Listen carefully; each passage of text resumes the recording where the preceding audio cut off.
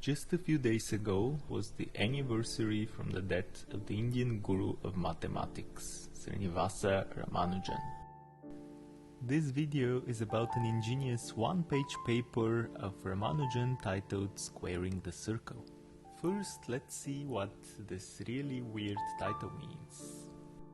If I give you a circle, can you construct a square having the exact same area?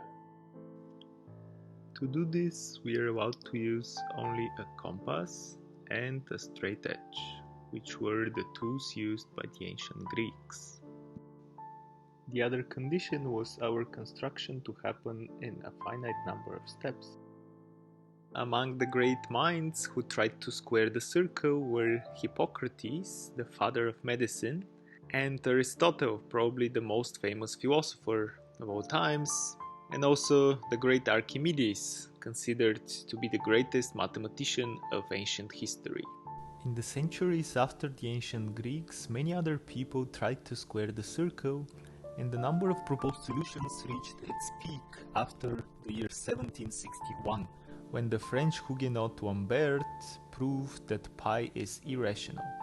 A few years after that proof, the Royal Society in London banned consideration of any further proofs just because they got too many of these and all of them were wrong. Then in 1882, von Lindemann finally showed that this question is pointless. What Lindemann actually showed is that pi is transcendental, and this in turn implies that squaring the circle is impossible.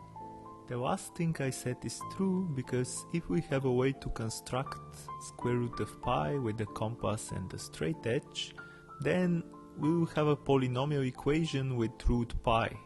But let's go back to the brilliant one-page paper of Ramanujan. The paper actually appeared 30 years after the proof of Lindemann, and in it Ramanujan does not square the circle exactly, of course, but what he does is to give a very simple way to construct an extremely accurate approximation of the square we want.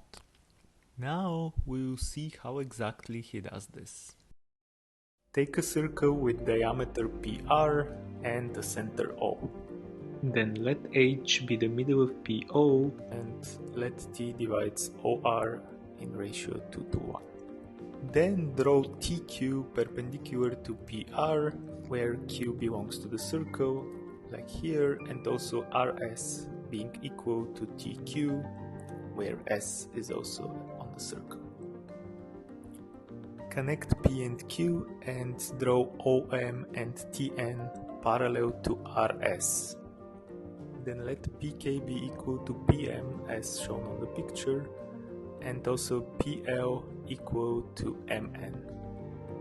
Here K is on the circle and PL is tangent to the circle. Then connect the points R, K and L.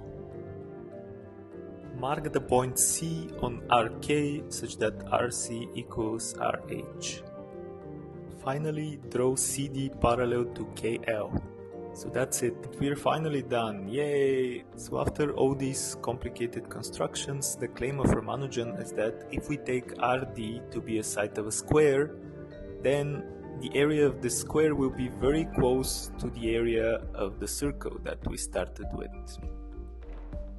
In the rest of the paper, Ramanujan does some calculations just to show that the length of RD is indeed R times this fraction, square root of 355 over 113, which is really close to R square root of pi. This is indeed a very accurate approximation, and Ramanujan himself points this out in his last sentence, which states, if the area of the circle be 140,000 square miles, then RD is greater than the true length by about an inch.